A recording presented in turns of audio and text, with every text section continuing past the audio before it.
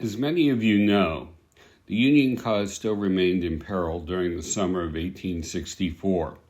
Although General Grant's overland campaign had driven General Lee's Confederate Army to a defensive position around Petersburg, Virginia, the overland campaign caused enormous Union casualties. This heavy toll and other factors led Northern morale to be low during this presidential election year of 1864, and many thought that Lincoln's re-election chances were dim. And of course, in the summer of 1864, Confederates launched a bold invasion of Maryland, designed to capture the Union capital of Washington, D.C. This attempt almost succeeded, and was only thwarted by the stalwart holding action mounted by Union troops under the command of General Lew Wallace at the Battle of Monocacy on July 9th, 1864. This video deals with another extraordinary challenge the Union continued to face that summer, this one at sea. For years, American merchant vessels have been hunted down and destroyed by Confederate raiding ships. The devastation wrought by these Confederate raiders caused serious financial damage to the Union shipping industry and spiked insurance costs. One Confederate raider stood out as the greatest terror of all, the CSS Alabama. Starting in January of 1863 and continuing into the summer of 1864, the CSS Alabama, under the command of its daring captain, Raphael Semmes, attacked American merchant vessels around the world and destroyed at least 65 of them by fire. In June of 1864, just a few weeks before the Battle of Monocacy, thousands of miles to the east, another crucial battle would be fought on the sea that would also have a profound impact on the war. Hi, well, to talk about the Battle of Cherbourg, I brought an expert along. Her name is Dr. Alexa Price, and she has a PhD in maritime history, and she is one of the managers here. What's your exact title? I'm Public Programs Manager. There you go. Here at the Historic Ships in Baltimore, and she will go through exquisite detail about that battle. It's all yours, Alexa. Thanks, Brad. So the scene for the battle was set on June 11th when the CSS Alabama put into the French port of Cherbourg for repairs. Now, the captain of the Alabama, Raphael Semmes, was notorious among Confederate raiders. Not only had he been harassing Union shipping in the Alabama for a couple years, he had previously commanded another vessel called the Sumter, which Constellation here had actually pursued in 1862.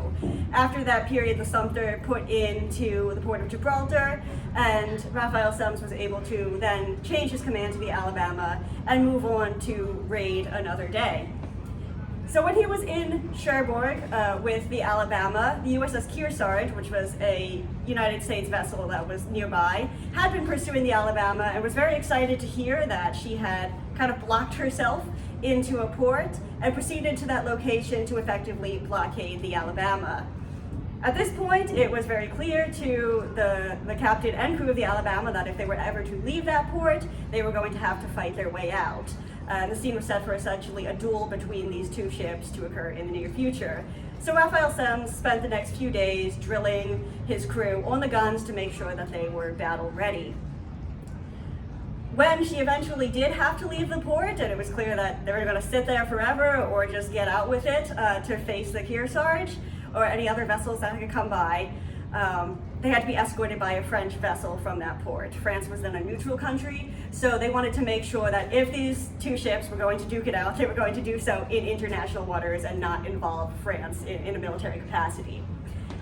Now, on paper, those two ships, the Alabama and the Kearsarge, were fairly evenly matched in terms of gunnery.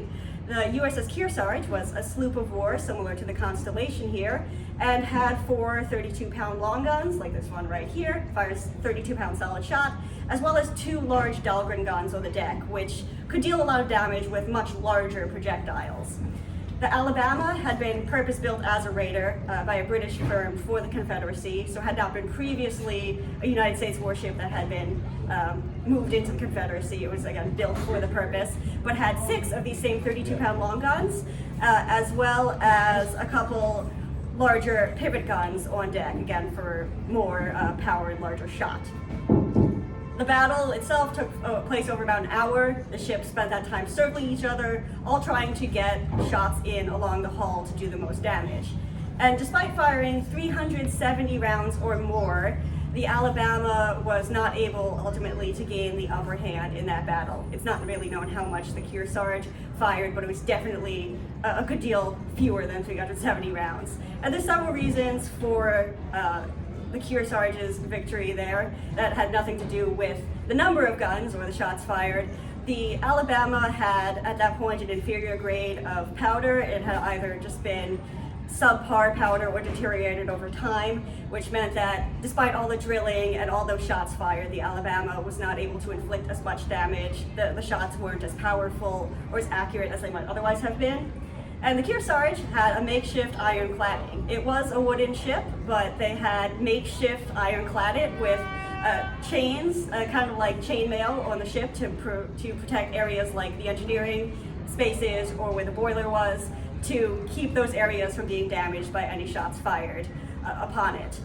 So at the end of an hour, Alabama was sinking and had to strike the flag and surrender, at which point various ships from the French coast, as well as small boats from Alabama, went to pick up survivors. There was also a British vessel, a private yacht called the Deerhound, on the scene, which actually picked up Captain Semmes, as well as some of the officers.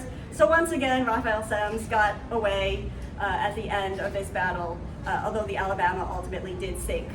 And now the Alabama has been located. It is a wreck site that is known off the coast of France, and it was in international waters at the time. Now they're French waters. But because of the status of it being international at the time, both U.S. and French authorities do monitor that site, and the U.S. Naval History and Heritage Command has various artifacts that have been raised from that ship, including the bell. So it is still a known site and an important part of Civil War naval history. Well, thank you, Alexa. That was an excellent job in summarizing the battle. And I think you'd agree with me that although there were still some Confederate raiders after this battle, like the Shenandoah, the fact that the Union ship, the Kearsarge, was able to sink the Alabama went a long way to easing the terror that the Alabama and similar ships had inflicted upon U.S. merchant shipping, correct? Definitely. This was an ongoing problem throughout the war, and this was definitely a significant moment and a turning point in naval situations abroad. Yeah. Well, thank you. Your excellent description warrants a plug for people to come to the USS Constellation and the other ships that form the part of the historic ships in Baltimore. It's right in the Inner Harbor. You get the great opportunity to see 4 different ships, right? Yes. Yeah. One for each of my fingers, that you can visit from all periods of our naval history, from the Civil War all the way up to almost today. So I highly recommend that you do it. And once again, thank you, Dr. Price, for sharing your insight into this very important battle that occurred roughly at the same time as the Battle of Monocacy in that pivotal year of 1864. So again, from another exotic locale that relates sort of back to the Battle of Monocacy, have a great day. Thank you.